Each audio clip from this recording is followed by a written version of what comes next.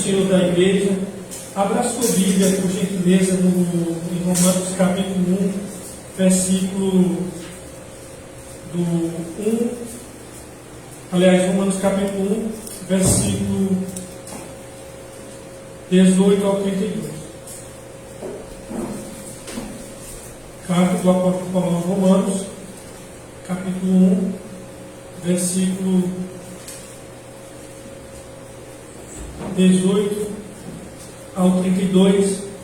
Paulo aqui está escrevendo o seu maior tratado teológico, que é a carta dele aos Romanos. E Paulo ele tem algumas teses em Romanos.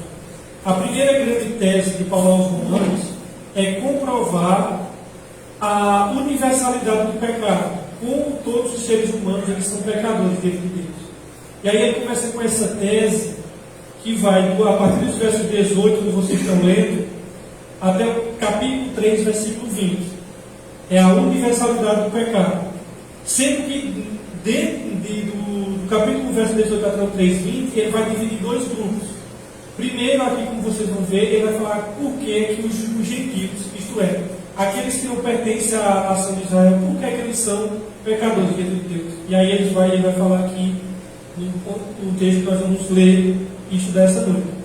A partir do capítulo 2, Paulo volta os seus canhões para aquele público que era religioso, para aquele público que era moralista. Paulo diz: vocês são tão pecadores quanto os gentios. E ele volta para o público judaico, mostrando que eles estão tão perdidos quanto os pagãos. E aí ele termina colocando todo mundo no porão e fechando, dizendo assim que não há um justo, não sequer, não há ninguém que entenda, todos pecaram, ele institui sobre a glória de Deus. E ele vai dizer que todo mundo vai ficar com a boca fechada diante da acusação da lei de Deus. E ele termina essa grande tese. Então, essa perícope aqui, essa porção que nós vamos ler, ele faz parte de da grande primeira tese de Paulo aos Romanos, que é mostrar a universalidade do pecado como o ser humano é depravado diante de Deus. Aí depois ele vem com a segunda tese, que é a justificação pela fé, no capítulo 3, versos 21 até 31. E aí depois ele vai mostrar o exemplo da justificação pela fé no capítulo 4, com Abraão e Davi, um exemplo dentro da lei e um exemplo antes da lei, para mostrar que a salvação sempre foi pela fé. A salvação nunca foi pela lei, nunca foi isso. A salvação sempre foi pela fé. E aí no capítulo 5, o texto que nós lemos aqui, ele vai falar dos frutos da justificação, paz com Deus, alegria na tribulação, justificação, enfim. E aí continuam os temas de Paulo em Romanos. Então, vamos ler aqui capítulo 1, versos 18 ao 32. Paulo diz assim: portanto, a ira de Deus é revelada dos céus contra toda a impiedade e injustiça dos homens que suprimem a verdade pela injustiça. Pois o que de Deus se pode conhecer é manifesto entre eles, porque Deus lhe manifestou. Pois desde a criação do mundo, os atributos invisíveis de Deus, seu eterno poder e sua natureza divina têm sido vistos claramente, sendo compreendidos por meio das coisas criadas. De forma que tais homens são indesculpáveis, porque, tendo conhecido a Deus, não o glorificaram como Deus, nem lhe deram graças, mas os seus pensamentos tornaram-se fúteis, e o coração insensato deles obscureceu-se. Dizendo-se sábios, tornaram-se loucos, e trocaram a glória do Deus imortal por imagem feitas segundo a semelhança de homem mortal, bem como de pássaros, quadrúpedes e répteis. Por isso Deus os entregou à impureza sexual, segundo os desejos pecaminosos do seu coração, para a degradação do seu corpo entre si. trocaram a verdade de Deus pela mentira e adoraram e serviram as coisas e seres criados em lugar do Criador, que é bendito eternamente para sempre. Amém.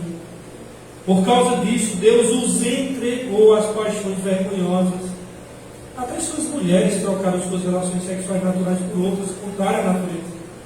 Da mesma forma, os homens também abandonaram as relações naturais com as mulheres e se inflamaram de paixão uns pelos outros, começaram a cometer atos indecentes, homem com homens, e receberam em si mesmos o castigo merecido pela sua perversão. Além do mais, visto que desprezaram o conhecimento de Deus, Ele nos entregou a uma disposição mental reprovável para praticar o que não deviam. Tornaram-se cheios de toda sorte de injustiça, maldade, ganância e depravação. Estão cheios de invejas, homicídios, rivalidades, engano e malícia. São bisbilhoteiros, caluniadores, inimigos de Deus, insolentes, arrogantes e presunçosos. Inventam maneiras de praticar o mal, desobedecem aos seus pais, são insensatos, desleais, sem amor pela família, implacáveis, embora conheçam o justo decreto de Deus, de que as pessoas que praticam tais coisas merecem a morte, não somente continuam a praticá-las, mas também aprovam aqueles que as praticam. Queridos irmãos, essa é a maior lista de pecados do Novo Testamento que Paulo traz. A segunda dela, quem traz também é Paulo, só que escrevendo a Timóteo. Paulo, nessa porção que nós lemos, nessa perícope aqui, ele fala de 3 grandes assuntos. Revelação, e a revelação ele fala dos versos 18 até o versículo 20, que Deus se revela. O segundo tema é que Paulo vai dizer que os gentios rejeitaram essa revelação. E em consequência dessa rejeição a esta revelação, Deus trouxe a retribuição. E essa revelação aqui não é a revelação especial que Paulo está falando. Existe a revelação geral e a revelação especial. A revelação geral é a criação, que Deus se revela ao mundo por meio das coisas criadas. Tem a revelação especial, que é Jesus, está nas Sagradas Escrituras. Essa é a revelação especial. E Paulo está tratando aqui não da revelação especial, ele está falando da revelação geral, que torna todo ser humano indesculpável diante de Deus. Então, dos versos 18 ao 20, revelação. Dos versos 21 ao 23, rejeição. Ou seja, os homens gentios rejeitaram essa revelação de Deus. E do versículo 24 ao 32, nós temos a retribuição de Deus a essa rejeição. Como foi que Deus retribuiu? Ele retribuiu entregando os homens a si mesmo. Então, às vezes, nós, no nosso discurso romântico, dizemos assim: Deus não abandona ninguém. Não é isso que o texto está dizendo. O texto está dizendo que ele abandonou. E parece que Paulo está da casa dele descrevendo justamente a nossa sociedade de hoje. E Paulo, irmãos, ele não tem nenhum constrangimento de discorrer sobre a doutrina da ira de Deus. Paulo não está preocupado em ferir as pessoas, porque graças a Deus ele não era politicamente correto. Ele não está preocupado com os mais insensíveis. Na verdade, Paulo está aqui comprometido com a palavra de Deus, e assim como a justiça de Deus se revela no Evangelho, conforme ele vai dizer nos versos 18 e 19, ele vai falar aqui agora, 17 e 18, aliás, 16 e 17. Agora ele vai dizer que mesmo como a justiça de Deus se revela desde o céu através do Evangelho, ele vai também dizer que a ira de Deus se revela desde os céus contra a impiedade e perversão humana. Ou seja, nós temos que entender uma coisa: Deus ele não é indiferente ao pecado. O pecado ele é uma espécie de punho fechado contra a face de Deus. E assim a ira de Deus é uma expressão que indica o justo derramamento do desfavor de Deus sobre o pecador. Então aqui eu quero destacar algumas coisas, começando aqui dos versos 18. Em primeiro lugar, a ira de Deus é justa por causa da forma injusta com que o mundo se relaciona com ele. Eu quero que diz os versos 18. Portanto, a ira ira de Deus é revelada desde os céus. Irmãos, eu só quero parar aqui na parte de ira de Deus, porque às vezes nós colocamos as nossas experiências e transferimos ela para Deus. Quando a gente se ira, a gente geralmente fica vermelho de raiva, descontrolado e acaba cometendo injustiça. É um descontrole emocional. Então, às vezes, a gente acredita que ira de Deus é um Deus rubro de ódio, descontrolado, chutando a mesa, quebrando tudo. E isso não é o que a Bíblia revela. O que é ira de Deus na Bíblia? Ira de Deus na Bíblia nada mais é que justiça de Deus sendo aplicada. Tem 3 atributos que eles andam encarregados. Obviamente, todos os atributos de Deus eles funcionam de maneira harmoniosa e Deus não eleva um atributo em detrimento de outro. Ou seja, Ele não enaltece o amor em detrimento da sua santidade. Não. E também nem enaltece a sua justiça em detrimento do amor. Não. Os atributos de Deus funcionam harmoniosamente. Só que Deus tem o atributo da santidade. Essa santidade, quando ela é violada, o que mantém intacto a santidade de Deus, fazendo com que Ele não aprove, é a justiça. Deus é afrontado na sua santidade, o que entra em ação é a justiça de Deus.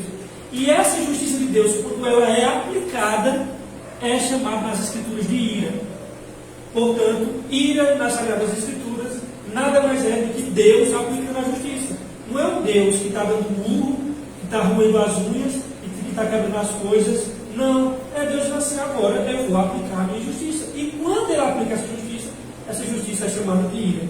A ira de Deus é sua santa repulsa ao mal, é o seu desprazer contra o pecado. A ira de Deus é a reação da sua santidade, na realidade, contra a rebelião e, na realidade, contra o pecado e a impiedade da raça humana, pois a raça humana, nós sabemos que ela está em rebelião contra Deus. Então, a ira de Deus consiste na sua santa reação, na reação do seu ser contra aquilo que é contra a sua santidade. E a primeira coisa que eu quero destacar nesses versos 18 é a dinâmica dessa ira.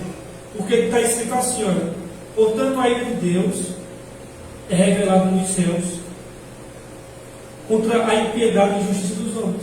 Ali você diz revela-se, é revelado dos céus. Como é que está na Bíblia de vocês? Revela-se. O verbo revela-se, manifesta, né, irmão? Obrigado. O verbo aqui, revelar-se, ele está no presente contínuo. E isso significa que a manifestação da ira de Deus é contínua, pois o pecado ele atrai a ira de Deus. O pecado é uma espécie de imã que atrai a ira de Deus. Foi assim no dilúvio, foi assim na destruição de Sodoma e Gomorra, foi assim nas 10 pragas do Egito, e é assim que Deus, todas as vezes, faz sua visita na história humana, quando essa história humana, ela chega no nível de depravação, e Deus visita a raça humana com sua ira. Aí você pode dizer: não, mas esses seus exemplos aí são todos do Antigo Testamento. Leia Apocalipse, para ver o que vai acontecer. A Bíblia vai dizer, irmãos, que a revelação da ira de Deus também está preparada para os dias finais. Paulo, escrevendo na Tessalonicenses, ele diz: e é esperado nos céus o Salvador, o Senhor Jesus Cristo, que nos livra da ira vindoura. Qualquer tipo de ira, seja aqui nessa terra e a vindoura, irmãos. Então você vê a dinâmica dessa ira. O pecado ele sobe com as marinas de Deus, com aroma podre. Mas de onde é que surge essa ira? Essa ira ela é oriunda de onde? De onde é que ela vem? Verso 18 diz assim: olha, portanto, a ira de Deus é revelada desde onde, irmãos? De onde é que ela vem? Desde os céus. Deixa muito bem claro. A ira de Deus se revela desde os céus. Ela vem de cima. Ela vem do trono daquele que é dono do universo e não pode tolerar passivamente o mal. Então, qual é a origem dessa ira? Ela vem dos céus, ela vem de cima. Mas o que é que causa essa ira de Deus? O que é que atrai essa ira de Deus? O verso 18 continua: portanto, a ira de Deus que é revelada desde os céus, contra o quê, irmãos? A impiedade e injustiça dos homens. Então, o que causa a ira de Deus é a impiedade e perversão humana. E qual é a diferença entre impiedade e perversão? Impiedade, irmãos, é de ímpio, se refere a uma deturpação no relacionamento vertical, eu com Deus. Então a impiedade é uma maneira deturpada no relacionamento com Deus. Sendo que é curioso, irmãos, é que essa relação deturpada entre o homem e Deus, necessariamente, a consequência lógica necessária é que essa deturpação vertical, ela vai se tornar agora horizontal. Irmãos, isso é muito verdadeiro em toda a Bíblia. Quando você pega, a Bíblia vai dizer que a maneira com que eu trato o próximo fala muito da minha relação com Deus. Então, por exemplo, por que é que os homens eles andam como bestas feras selvagens na relação com o outro? Porque é assim a sua relação com Deus. Olha, veja como a questão vertical com Deus ela acaba reverberando na questão horizontal. Por exemplo, a Bíblia vai dizer assim, olha, se você diz que ama a Deus, se odeia seu irmão, você é mentiroso. A Bíblia vai dizer também assim, que aquele que odeia seu irmão é assassino. Então, na verdade, irmãos, não tem condições de eu manter uma comunhão com Deus verdadeira, se isso não acaba reverberando de uma maneira boa para me relacionar com o meu próximo, seja com o meu irmão, com o meu inimigo. Mas também, irmão, sabe alguma coisa? O cara pode vir louvar a Deus toda semana, mas se, todo final de semana, se durante a semana ele é um animal, ele não tem relacionamento com Deus, irmãos. Por isso que Paulo diz, aqui ele fala de impiedade e perversão, ou seja, a impiedade se refere à deturpação do meu relacionamento com Deus e a perversão do relacionamento com os homens. Impiedade é rebelião contra Deus, perversão é rebelião contra o próximo. E o ser humano, ele se rebela contra o próximo, porque é assim que está a sua relação com Deus. Ou seja, a impiedade diz respeito àquela perversão da natureza religiosa. É dado do meu contato com Deus. Isso é a impiedade. Fala a respeito disso. A impiedade é a perversão do meu relacionamento com Deus. Ao passo, irmãos, que perversão se refere àquilo que tem caráter moral. Veja, a perversão tem a ver com o meu relacionamento com o próximo, o relacionamento com o meu semelhante. E aí como é que a gente pode pegar aqui? Então você diz assim, então me dê um exemplo prático de uma deturpação do meu relacionamento com Deus e um exemplo prático, apenas um exemplo, tem vários, da minha perversão com o próximo. Por exemplo, nós poderíamos dizer que a perversão poderia ser ilustrada pela idolatria, uma deturpação do relacionamento com Deus, mas infelizmente nós temos um conceito tão superficial de idolatria que nós só lembramos do romanismo e atrelamos a imagem do barro de Jesus. E também perversão pode ser ilustrada pela imoralidade. E a impiedade para com Deus, irmãos, resulta em injustiça para com os homens. Não tem jeito. O ímpio, ele é uma besta selvagem, porque é assim que ele se relaciona com Deus. Quando você vê um homem maltratando o outro, é assim, irmãos, a relação dele com Deus. Por que Abel foi morto por Caim? Por que Caim matou seu irmão Abel? Caim matou Abel, irmãos. É porque ele não podia matar Deus. Porque a vontade que Caim tinha era de matar Deus. E como ele não pôde, ele matou seu irmão Abel. A grande verdade é, meus queridos, que Deus, antes de rejeitar a oferta de Caim, ele rejeitou o coração de Caim. Então, ali você percebe que na realidade Caim se relacionou de maneira brutal com o irmão dele, porque era assim que era o relacionamento dele com Deus, irmãos. Mas quem é o alvo dessa ira? A ira vem dos céus, ela é dinâmica, o alvo, aliás, a causa é impiedade e perversão, mas quem é o alvo dessa ira? Mas isso, verso 18 vai dizer aqui. Portanto, a ira de Deus é revelada dos céus contra a impiedade e injustiça dos homens, que suprimem, que abafam a verdade pela injustiça. O alvo da ira de Deus, irmãos, por causa da impiedade e da injustiça, são os homens. Os homens, eles são o alvo da ira de Deus. Eles sufocam e abafam a verdade. Todo pecado é uma resistência deliberada contra Deus. E eu peço que você preste atenção quando Paulo diz assim: suprimem a verdade, ou na constelação diz detém a verdade. A ideia do grego aqui é você matar por afundamento. Então o que Paulo está dizendo aqui é que o problema do ser humano não é uma questão intelectual, ele não crê em Deus porque falta informação, falta bases. Não, Paulo está dizendo aqui, olha, eles pegam esse conhecimento de Deus, eles tentam abafar, eles tentam esconder, eles tentam ocultar de todas as maneiras esse conhecimento de Deus. Matar por afogamento, é isso que Paulo diz. Deus se revela e eles tentam ocultar e afogar esse conhecimento de Deus.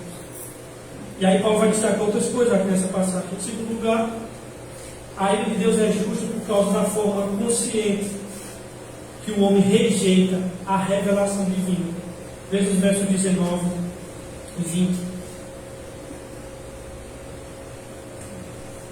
Pois o que de Deus se pode conhecer é manifesto entre eles, porque Deus lhes manifestou.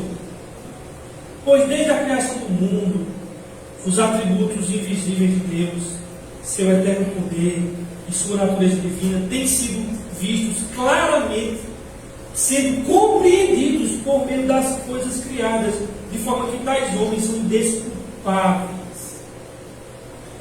O homem tem a verdade de Deus, irmãos, porque Deus se revelou na natureza. A criação, ela é a manifestação visível do Deus invisível. A criação ou a revelação natural fala sobre os atributos invisíveis de Deus, o seu eterno poder, a sua divindade. As obras visíveis de Deus na criação manifestam as perfeições invisíveis. Ou seja, Deus deixou sobre cada coisa criada as impressões digitais da sua glória.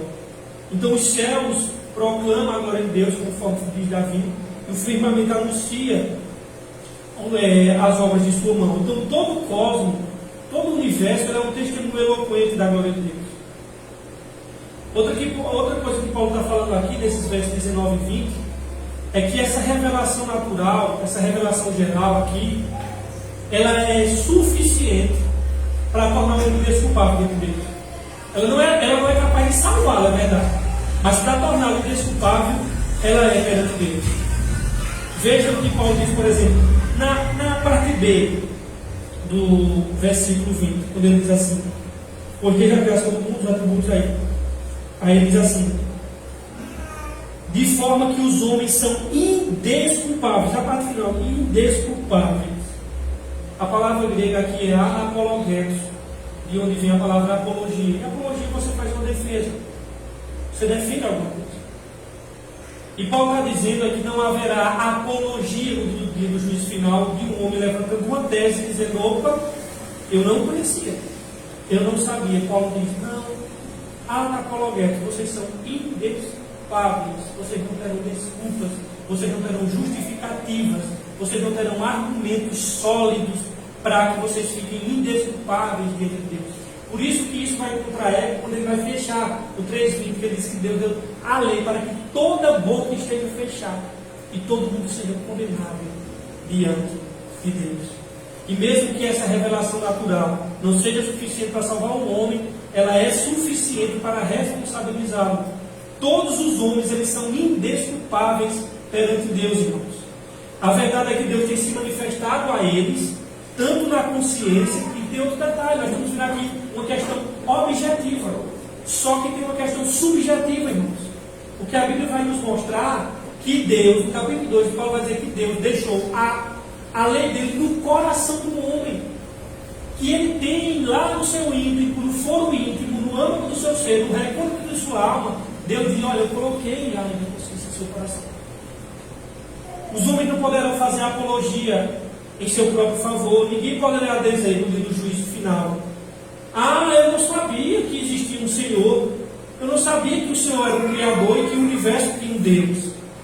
Aqui, irmãos, Paulo não compactua, e aqui cai por terra a teoria do índiozinho inocente. Paulo não acredita nisso, irmãos. Paulo não acredita, e nem tampouco nós temos direito de acreditar nisso. Na verdade, essa teoria dos índios inocentes, dos povos remotos, dos aborígenes, daquele senhorzinho lá, bem distante, inocente, não é essa a teologia paulina, irmãos. Todos os homens são indesculpáveis diante de Deus.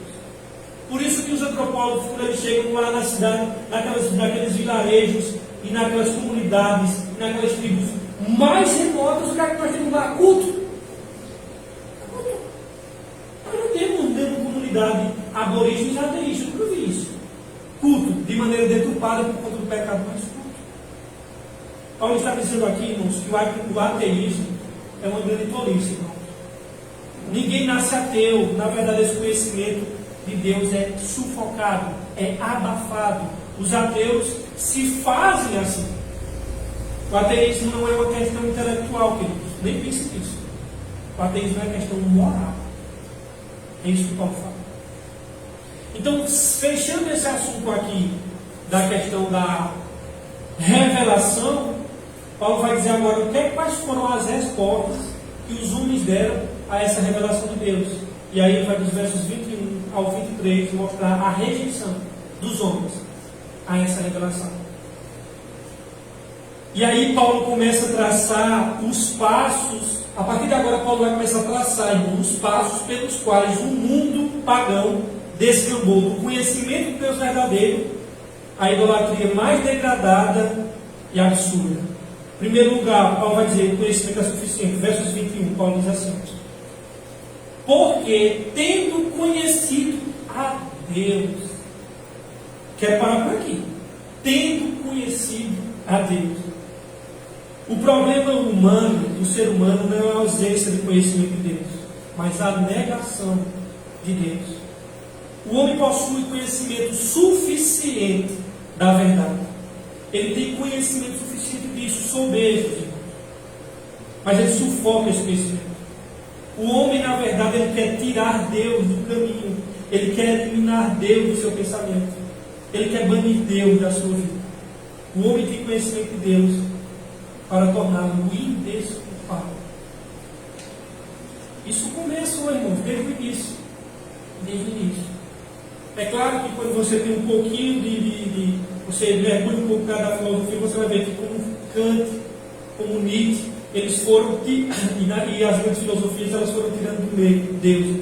Deus não precisa estar na ciência. Bota Deus de lado. Ciência é uma coisa à parte de Deus. É assim que eles fizeram. E a sociedade, então, aceitou. E até hoje. Aí Nietzsche chega e diz: não, vocês não fizeram o trabalho completo. Cara, como é que vocês tiram Deus da ciência e querem viver uma vida moral? Vocês têm que tirar também Deus da moralidade. Porque Deus já foi morto, Deus está morto. Então vocês estão ficando doidos, vocês tiraram ele da ciência, mas não querem fazer o trabalho completo. Nós temos que tirar Deus também da questão da moralidade. Pois ele não serve nem para a ciência, tampouco servirá como padrão de moralidade. E hoje isso explica muitas coisas que nós estamos vivendo. Então, na realidade, o homem quer tirar Deus do seu pensamento. Ele quer eliminar Deus do seu pensamento. Banir Deus da sua vida. O homem tem conhecimento de Deus para torná-lo indesculpável. Aí Paulo vai dizer que essa rejeição ela é consciente, irmãos. Na parte B dos versos 21. Porque tendo conhecido a Deus, não o glorificaram como Deus, nem lhe deram graças. Nem lhe deram graças. Mas seus pensamentos tornaram-se fúteis e o coração insensato deles obscurecidos. Em princípio, o pecado aqui nesse versículo é uma omissão. Um duplo não. Tem aqui nos versos 21. É um duplo não que os acusa, o mundo gentil.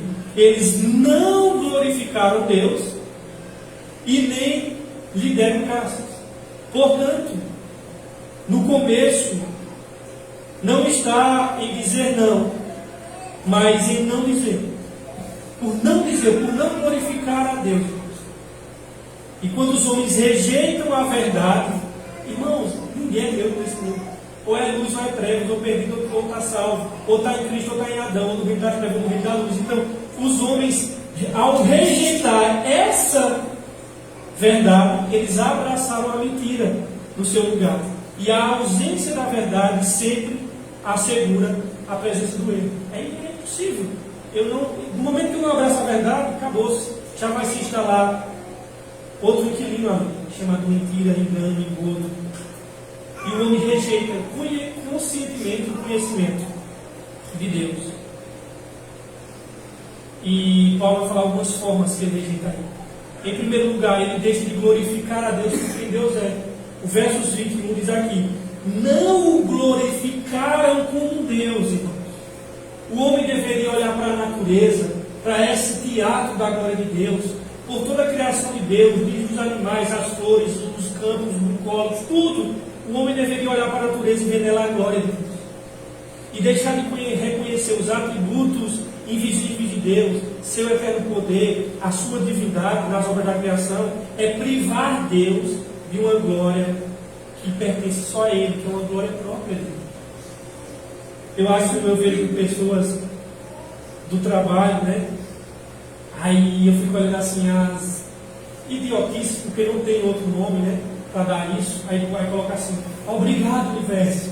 Obrigado, como ser humano, ele tenta abafar. Eu agradeço a Deus por tudo. Eu quero agradecer ao universo. Isso é tudo tentativas de dizer que não existe um ser criador e pessoal no universo. Glorificar o universo, isso é ridículo. Glorificar a Deus, quando a Bíblia fala aqui, não é aumentar a glória de Deus. Significa simplesmente atribuir a Deus a glória que lhe pertence como Deus. Ou seja, dar a Ele nossos pensamentos, nossos afetos, a nossa devoção, o lugar que lhe é devido. E em virtude das perfeições da própria criação visível de Deus, que se manifesta, nós não podemos ficarmos calados. Por isso que eu digo a vocês, queridos irmãos, na verdade, o universo foi criado para que os nossos joelhos se dobrem e adorem a Deus, e não fazer isso, na verdade, é desacato à autoridade. E atribuir a criação ao acaso, atribuir a criação ao Big Bang, é despojar Deus de sua majestade como Criador. Portanto, quando os povos pagãos, seja nos grandes centros urbanos, seja nas mais remotas selvas, dão glórias aos seus ídolos, eles não fazem isso de forma inocente. Trata-se de uma rebeldia deliberada.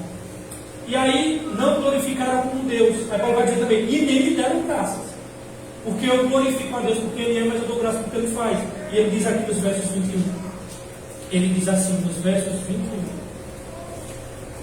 Nem lhe renderam graças. Ou seja, deixando de agradecer a Deus pelo que Ele fez, e nem lhe deram graças pelo que Ele, aliás, nem glorificaram a Deus porque Ele é, e nem lhe deram graças pelo que Deus faz. Na verdade, a criatura deixa de ser grata para ser ingrata. Deus criou a terra, Deus encheu a terra de fartura, Deus deu ao homem vida, mantém as patas do seu coração, o pão de cada dia. Deus enche a terra, dá ao homem saúde, dá as estações ao homem e tudo mais para o seu aprazimento. E, contudo, a resposta do homem a todo esse bem é uma consciente e deliberada ingratidão. É isso que o homem dá: as benesses e as dádivas de Deus. E qual é a razão dessa rejeição consciente que Paulo diz aqui? Tudo começa aqui, queridos. É aqui que começa. Paulo vai dizer que tudo começa na mente. Os homens se tornaram nulos em seus pensamentos e em seus próprios raciocínios. O homem começou a pensar e ele tirou Deus do centro. E interessante é que quando tira Deus como referencial dos seus pensamentos, o homem começou a refletir e tirou Deus também como fonte de todo bem.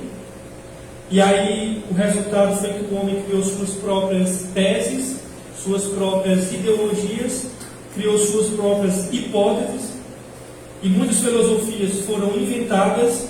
O homem tornou-se o centro e a medida de todas as coisas, e por isso não havia mais espaço para Deus. E o resultado é que nesse vazio de Deus, o raciocínio do homem tornou-se nulo, e ele se torna um niilista, na verdade. Aí Paulo vai dizer que o resultado de rejeitar Deus e banir Deus dos pensamentos, olha o comportamento inconsequente aqui. Versos 22. dizendo-se, ele falou dos pensamentos, né, no finalzinho do versículo 21, que é aquilo que eu acabei de falar, criou Deus de pensamento, e criou filosofias. Aí no verso 22 ele diz assim: dizendo-se sábios, tornaram-se loucos. Paulo está dizendo aqui, irmãos, nos versos 22, que o que começa na mente desce para o coração. O raciocínio errado leva ao coração de trevas. Quando o homem perde o conhecimento de Deus, irmãos, ele perde a referência de santidade, ele perde a referência de ética, ele perde a referência de moralidade. E aí a Bíblia vai dizer que ele não sabe mais para onde vai, nem para onde, o que é o sentido da vida, e nem sequer ele não sabe a sua verdadeira identidade.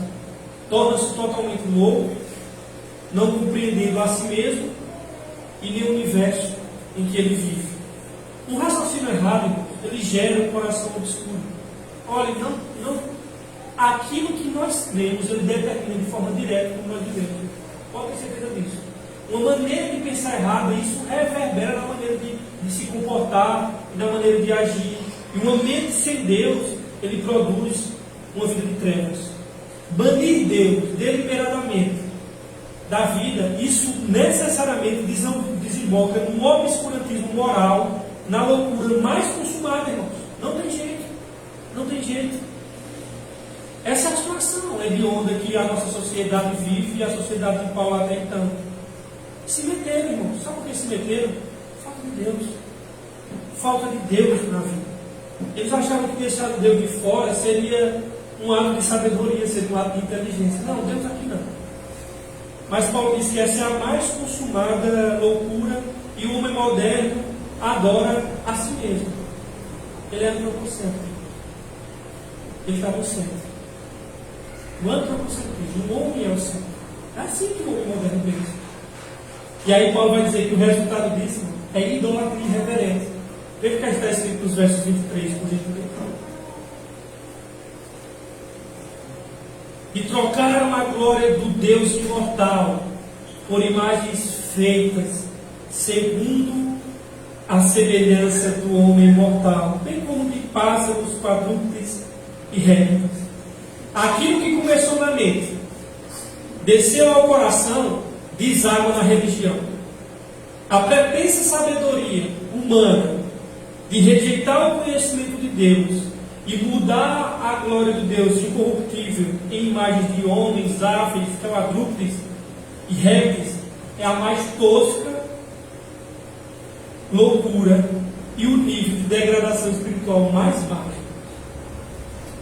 Em seus pensamentos, o que os homens fazem? Reduzem Deus em duas pernas, depois a quatro patas e finalmente a rastejar sobre o vento. E em todo tempo os homens se dizem sábios, todo tempo. Se o homem não adora o Deus verdadeiro, ele adorará o Deus falso, mesmo que ele tenha que confeccionar esse Deus falso. Esse é o ponto. E Paulo está falando aqui, irmão, dessa idolatria. Só que Deus é um Deus justo. E a revelação que Ele deu, e a rejeição a essa revelação que os homens tiveram, aí Paulo vai dizer agora, veja o resultado. Deus sabe que está bom. Seja feita a sua vontade. Eu vou retribuir o que vocês querem. E aí dos versos 24 ao 32, Paulo vai dizer da retribuição de Deus a essa rejeição da revelação. Dos versos 24 ao 32, Paulo vai mostrar que Deus rejeitou eles. Deus retribuía dessa maneira. Ou seja, da idolatria para a imoralidade é um passo. A perversão da vida, ela surge da perversão da fé. Expulsando Deus da fonte de sua vida e felicidade, o homem procurou satisfação na criatura. A rebelião contra Deus, irmãos, criou um vácuo na natureza humana. Pode ver, irmãos, perceba, por que nós somos seres dados aos excessos? Já perceberam isso? Todo excesso revela uma falta. Todo excesso, irmãos, revela uma falta no coração. E vocês percebem que todos os desejos e excessos do comportamento humano são tentativas de satisfazer aquele doloroso vazio que o mundo jamais poderá preencher. E como resultado do afastamento de Deus, o ser humano está condenado a um anelo, a um desejo insaciável. Insaciável, irmãos. E Paulo menciona aqui 3 vezes, 3 vezes, o abandono de Deus, as consequências do comportamento humano. Então, Deus não abandona ninguém. Vê bem o que é que está dizendo. Porque, o versos 24, parte A. 24, parte A. Por isso Deus fez o quê? Os entregou à impureza sexual. Vê os versos 26. Por causa disso, Deus os entregou às paixões vergonhosas. Vê os versos 28. Além do mais, visto que desprezaram o conhecimento de Deus, Ele os entregou a uma disposição mental reprovável. Engana-se, irmãos, aqueles que pensam que o Deus do juízo está agora, nesse momento, dormindo, inativo ou indiferente. O que acontece nesse mundo? O estado de degradação em que a nossa sociedade está inserida se encontra já nesse momento. Já é um sinal do juízo de Deus. É uma retribuição divina, uma manifestação temporal do seu juízo. Se abandonou. No dia do juízo, a sentença eterna será apenas essa, lá em Apocalipse 21, 11. Que é aquele que é o seguinte, que é aquele que seria sujo, suje-se mais ainda. Aquele que é imundo se torna muito mais ainda. Aquele que seja santo, santifique mais ainda. Então, na verdade, a penalidade eterna do homem será experimentar eternamente os resultados do seu abominável pecado. Então, a misericórdia não correspondida produz ira, irmãos. Produz ira. A paciência divina, sem resposta humana favorável, resulta no derramamento da indignação da ira de Deus. Existe uma tampa e um limite de pecado. Foi lá no Antigo Testamento, Deus diz assim: não, ainda não chegou no limite dos pecados dos amorreus. Ainda tem uma tampa para chegar ali, deixa eles pecar mais. Aí, quando o limite dos pecados legítimos, quando o limite dos pecados dos amorreus chegar a Deus, agora chegou a hora. Então Deus sabe todas as coisas. Não, ainda não chegou na tampa, não. Ainda é necessário que chegue no limite. Quando chegou Deus, agora chegou a hora. E aí Paulo vai falar em segundo lugar aqui, irmãos, que o juízo de Deus é dar ao homem aquilo que ele quer. Nós vimos versos 24, versos 26 e versos 28.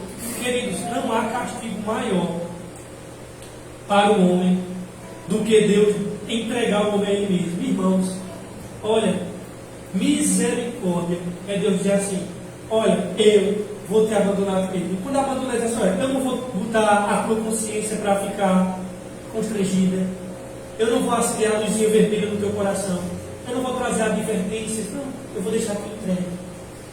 Queridos, Agostinho de Hipona diz uma coisa, e é verdade, ele diz assim: Senhor, o que é que eu sou sem ti, se não o próprio guia da minha própria perdição? Irmãos, eu não preciso de Satanás para me destruir, eu sou um Satanás da minha vida. Só um sujeito que não tem noção de quem é o coração dele, ele acha que se Deus abandonar ele, ele vai ficar assim. Meu irmão, vocês acham que Hitler foi uma anomalia? Hitler é o que eu e você é em potencial. Então, quando Deus entrega, quando Deus diz assim: vocês não querem não, né? Então, deixa eu fazer o seguinte, deixa eu só virar a coleirinha do pescoço de vocês e dizer assim: toma, seja feita a vontade de vocês.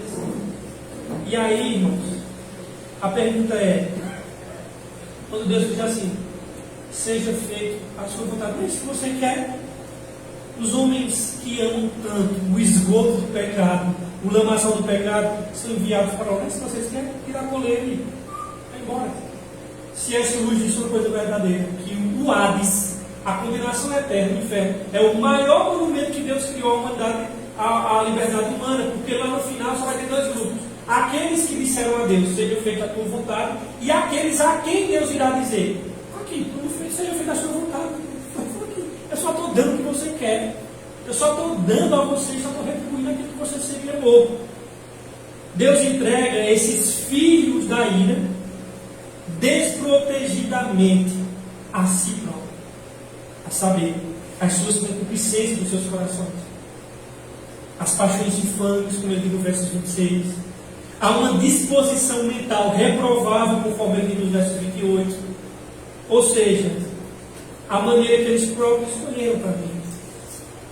A humanidade, ela é um caminhão ladeira abaixo. Imagina um caminhão ladeira abaixo.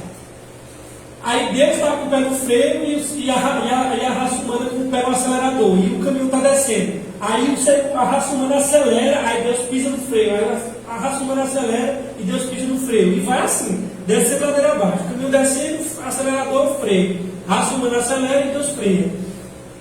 Chega um momento, irmãos, em que Deus já deixa de querer evitar a tragédia e Deus só faz simplesmente tirar o pé do freio. O que é que ele faz? Empurra o pé no acelerador, rumo à perdição, rumo ao abismo.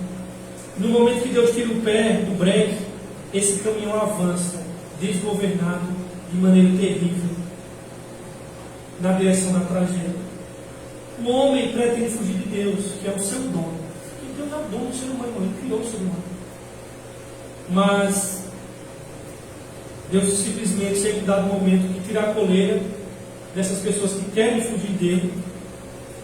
E Deus simplesmente abre mão dessas pessoas. Você sabe o que é isso? Meu Deus, você diz assim: Deus abre mão de mim. E não é muito sério. Esse Deus que vai buscar a ovelha, aquele que deixa a 99, tudo é esse mesmo Deus que vai assim: eu abro mão de você. Eu quero que meu pai abra mão de mim, a igreja, tudo, mas Deus não. Porque se Deus abrir mão de mim, eu estou ferrado. E o que Deus está dizendo aqui é que Deus abriu mão. Ah, mas Deus não desampara ninguém. Depende do contexto da situação. Aqui é desamparo, está de forma bem clara. De forma bem clara. Por que Deus não manda fogo e enxofre para essa geração?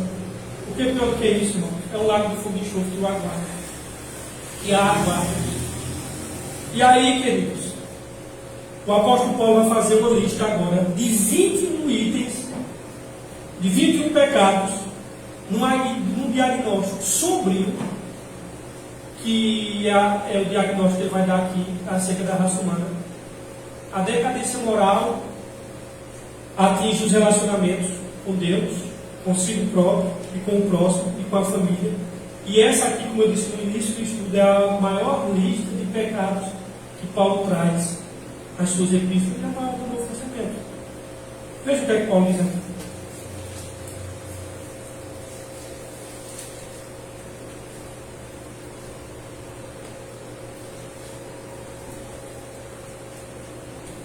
Versos 29. Ele começa com a primeira lista, o primeiro pecado da lista. Tornaram-se cheios de toda sorte de injustiça. Cheio de injustiça. A palavra grega aqui, adikia, significa roubar tanto os homens como Deus de seu direito. O ser humano é injusto. Porque ele já é assim que se relaciona com Deus. Verso 29. Cheio de injustiça.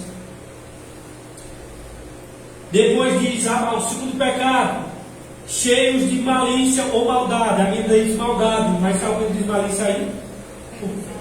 Malícia, perversidade, malícia, e a minha diz maldade, só que a palavra no grego é a mesma. Cheia de malícia, a palavra aqui malícia é porneia, e se refere a uma maldade sedutora, uma maldade maligna. Trata-se da pessoa que não apenas é má, mas procura persuadir as pessoas para a sua própria maldade. Aí, além da maldade, ele fala aqui de ganância, ou algumas traduções trazem avareza, não é isso aí? Avareza, a palavra grega aqui é pleonexia, é o desejo desenfreado que não conhece limites nem leis por dinheiro, irmãos.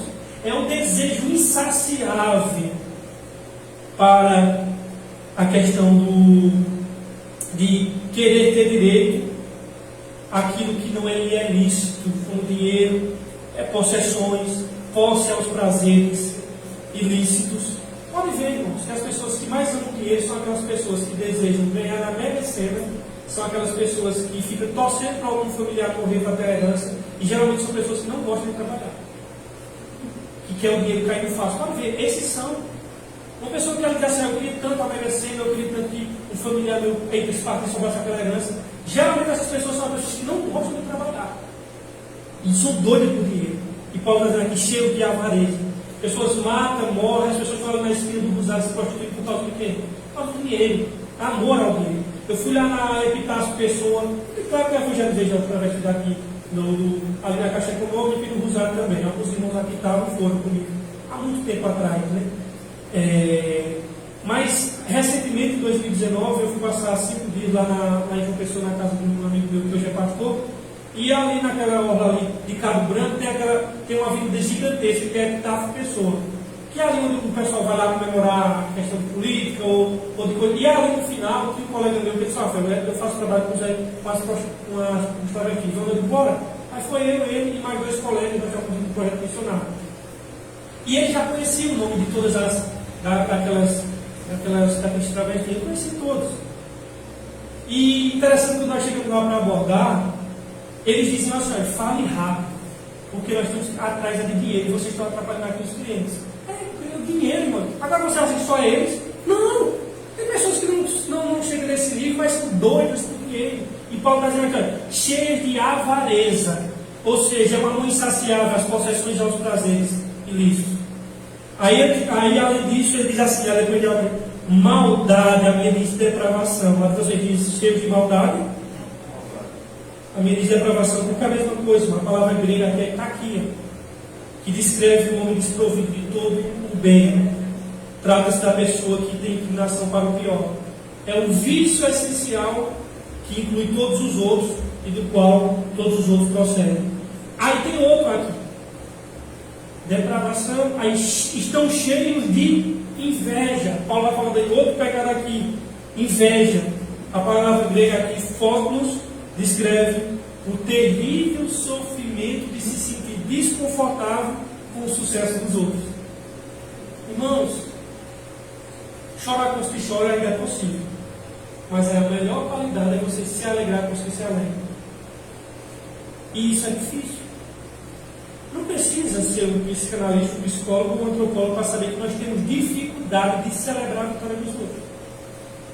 Às vezes ainda é fácil de colocar a mão em cima do outro quando ele está sofrendo, mas nós temos uma dificuldade extrema de celebrar a vitória que não respinga na gente, um sucesso que a gente não vai ser beneficiado.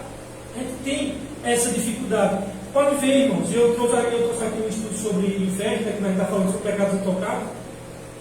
Tem pessoas de amigos e familiares que quando ele vê um sucesso de alguém, parece punhaladas de punhais no seu coração, irmãos. Não é isso? E outra coisa, é um pecado que ninguém confessa. Pode ver que todo mundo diz, eu sou muito explosivo, e diz até com orgulho. Os homens na sua babaquice dizem, aqui é fraqueza da mulher. Eles dizem isso, mas não é lamentando, não. Isso é com orgulho no coração. De uma maneira vaidosa. Mas eu nunca vi um sujeito dizer assim, olha, vem cá, eu quero confessar um pecado, eu sou tão invejoso. Você já viu alguma vez? Nunca vi. Eu vi o cara dizer que era maconheiro, prostituto, avarento, ladrão, roubador de banco. Nunca vi o cara dizer assim, eu sou um cara extremamente invejoso. E aqui fala inveja. Ou seja, é uma pessoa que se sente desconfortável com o sucesso dos outros. Não só desejando que pertence a ele, mas alegrando com as tragédias que acontece na vida dele. Além de inveja, Paulo diz assim, homicídio, possuídos de homicídio. A palavra grega aqui, phonos, se refere ao desejo, à intenção ou à atitude de ferir o outro para tirar a vida. O assassino é também aquele que odeia o seu irmão. Aquele que odeia o seu irmão é assassino, de acordo com a palavra de Deus. E ali a palavra de Deus vai dizer assim, também, possuídos de contenda, a minha diz rivalidade, contenda ou rivalidade. A palavra grega aqui, eres, diz respeito ao sentimento e à atitude daquela pessoa que é dominada por inveja e por isso facciona, tenta falar mal dos outros. Isso aqui acontece muito aqui na igreja.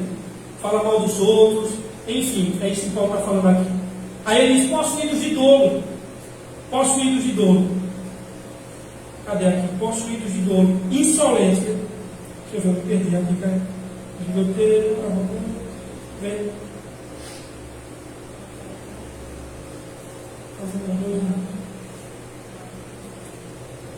Possuídos de donos, a de vocês diz o quê? A de vocês de como? Depois de que nós vimos?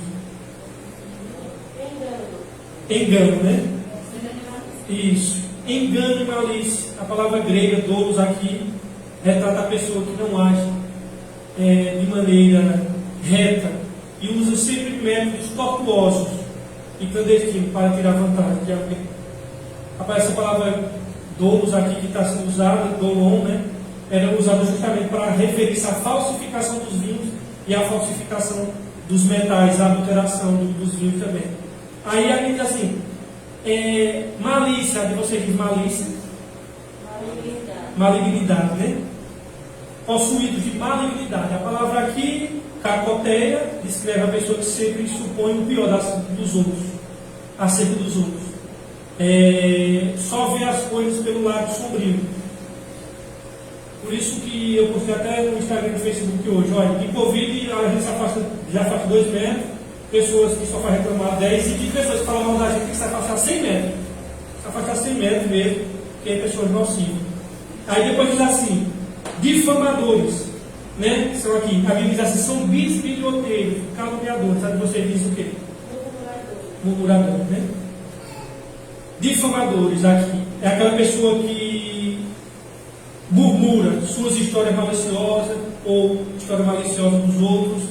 Aí depois a Bíblia diz caluniadores. Eu não sei se vocês dizem caluniadores. Difamadores, né? A palavra grega aqui, catalamos, refere-se à pessoa que reclama publicamente, proclama publicamente infâmias, na verdade. Aborrecidos de Deus, onde você diz assim? Inimigos de Deus, né? A palavra grega aqui, tois teges, retrata um homem que odeia a Deus, porque sabe que Deus é um embaraço no seu caminho. Deus é, na verdade, uma pedra no calcanhar dele. Ou seja, ele quer viver de forma pecaminosa, mas a ideia de Deus é uma ideia que, rapaz, Deus é uma coisa chata, porque ele vai ser um embaraço na minha vida de pecado. E essas pessoas, se pudessem, de bom grado, eliminaria Deus de sua vida. Pois o mundo sem Deus, para essas pessoas, da filosofia de John Lennon, né, seria um mundo melhor, se não houvesse Deus, né? E um mundo com mais amor, feito aquele louco daquele que o Lennon falou, né? E que o mundo precisava de amor, e depois o que ele fez, brigou e a banda separou. É assim, um homem hipócrita sem Deus. Aí diz assim, insolentes, né? A de vocês diz o quê? No lugar de insolente?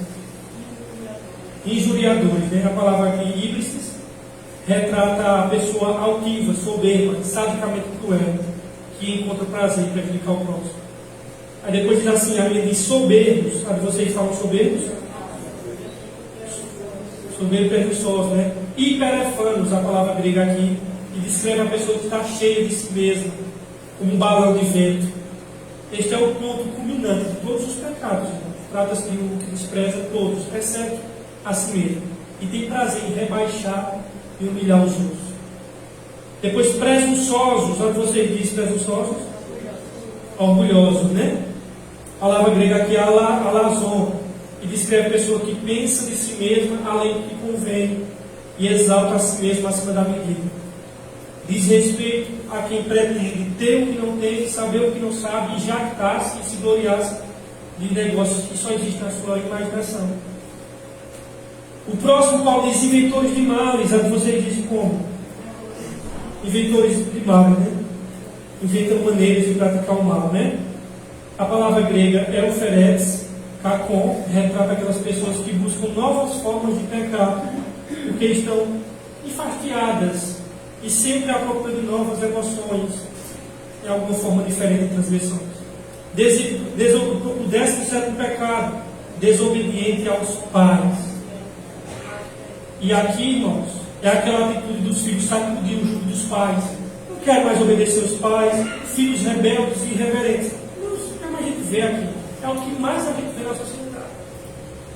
Insensatos, o 18º pecado.